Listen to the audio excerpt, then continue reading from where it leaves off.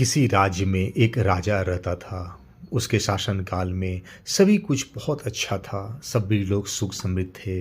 राजा की एक अच्छी बात थी, रोज रात में वह वेश बदलकर घोड़े पर निकल जाता था और निकल करके पूरे राज्य में भ्रमण करता था।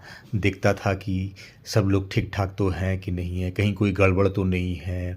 ये चीज़ पता करने के लिए रोज रात में निकलता था।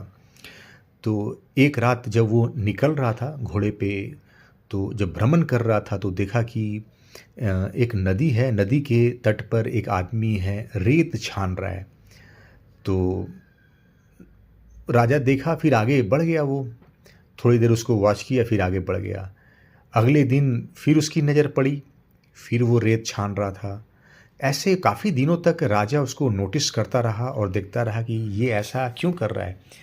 तो राजा को फिर रहा नहीं गया, तो उसके पास राजा गया और पूछा कि तुम ये क्या करते हो? मैं देख रहा हूँ काफ़ी दिनों से, तुम्हें नोटिस कर रहा हूँ कि तुम रेत छानते रहते हो, क्या ढूंढते रहते हो इस रेत में?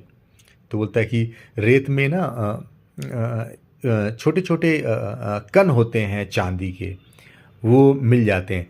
तो मैं जो छानता हूँ फिर उसमें से मैं चांदी का जो कण है उसको अलग कर लेता हूँ और उसको फिर बाज़ार में बेच देता हूँ। इसी से मेरा गुज़र बसर चलता है। तो फिर राजा ये सोच करके और सोचता है राजा कि इसे कितना मिल जाता होगा। पूरा दिन लगा रहता है और चांदी का एक दो कण के लिए इतना, फिर पता नहीं कितना पूरा रात भर लगा रहता होगा ये। तो उसको बहुत दया आ जाती है उस पर और वो सोचता है कि ऐसे तो पता नहीं इसकी जो हालत लग रही है इसके परिवार की, इतना मेहनत के बाद भी इसको क्या मिल रहा होगा।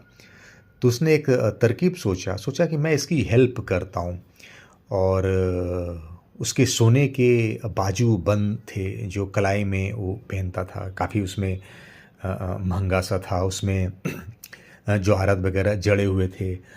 तो बातों बातों में वो अपना रेत छान रहा था और ये चुपके से क्या किया कि वो बाजूबंद रेत में मतलब थोड़ा पानी था, वहाँ पर रेत में गिरा दिया वो, जो कि उस आदमी को दिखाई नहीं पड़ा। राजा चुपके से डाल दिया था और फिर राजा अपने घोड़े से चला गया।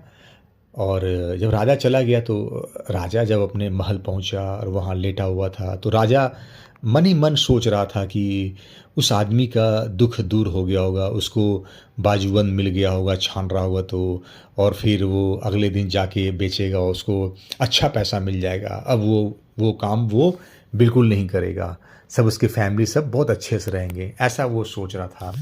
अगले रात वो निकला फिर से वो भ्रमण के लिए घोड़े पर बैठकर। तो ऐसे ही उस रास्ते में भी चला गया कि एक बार जाके देख लेता हूँ कहीं वो फिर से तो ऐसा कुछ नहीं कर रहा है। वहाँ पहुँचता है तो क्या देखता है, वो आदमी फिर से रेत छान रहा है और रेत छान रहा है। तो उसको बहुत गुस्सा आया राजा को। राजा को लगा कि ये क्या है, मैंने इसकी इतनी अच्छी हेल्प करी ताकि ये ना करे, लेकिन ये तो अपनी आदत से बाज ही नहीं आ रहा है। और उसके पास राजा गया और गुस्से में और उसके बोला कि सुनो, मैं इस प्रदेश का राजा हूँ, मेरा बाजूबंद खो गया था और मुझे सब पता है। वो बाजूबंद तुमको मिला है, तुमने बेचा है इसको, ये भी मुझे पता है। और तो तुम्हें जब बाजूबंद मिल गया था और वो जान करके मैंने ही यहाँ पे डाला था कल जब मैं तुमसे मिलने आया था, ये सोचकर कि मैं तुम्हारी हेल्प करता हूँ, क्योंकि तुम बोले कि मैं इसमें चांदी के छोटे छोटे कण इकट्ठा करता हूँ। तो मुझे लगा तुम्हें पता नहीं इससे कितना तुम्हें हेल्प मिलता होगा, कितना तुम अपने परिवार का गुजर बसर कर पाते हो। तो मैंने तो तुम्हारी हेल्प करी, लेकिन तुम्हें ये लालच और ये फिर से तुम आराम से काट सकते, दोबारा ऐसा क्यों कर रहे हो तुम?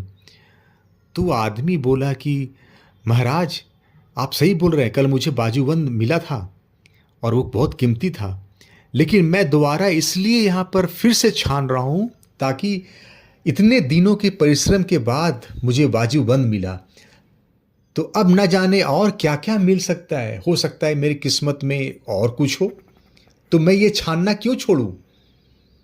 इसी छानने के बदौलत ही कल आप आए और मेरे पर जो भी है, आपको तरस आई, दया आई, या मेरा किस्मत साथ दिया, भाग चमका मेरा, तो ही मिला। तो अगर मेरा भाग्य इस समय उदय पे है तो मैं क्यों छोड़ूं?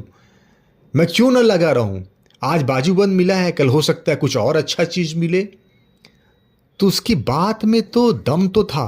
राजा ने सोचा कि ये बंदा जो है ये लगा पड़ा है और इसने छोड़ा नहीं। वैसे ही दोस्तों, हम लोग भी क्या होता है कि जब हम मेहनत करते हैं तो हमें कुछ हासिल होता है, और जब हासिल होता है तो हम वहाँ पर रुक जाते हैं और सोचते हैं कि अरे मिल गया, अब हम आराम से काटेंगे। नहीं, उस आदमी की तरह अब उसको मेहनत से अगर ये मिला है तो हम और मेहनत करेंगे तो हो सकता है कि हमें और भी अच्छा चीज़ मिले और हमारी लाइफ में और भी पॉजिटिविटी घटे। तो एक जगह पे हमें शांत नहीं रहना चाहिए और मेहनत बिल्कुल त्याग नहीं देना चाहिए। ऐसे निकम्मा बन के और अलसपन बन करके हम अपने जीवन नहीं काट सकते कि अब जो है उसी में हम सब कुछ, अब उसी में हम लाइफ काटेंगे। नहीं, इससे हम स्थिरता लाइफ में नहीं आनी चाहिए।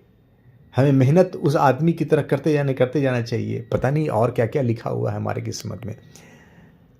तो ऐसा सोच करके राजा फिर वहाँ से चला गया। आशा करते हैं आपको ये कहानी पसंद आई होगी। धन्यवाद।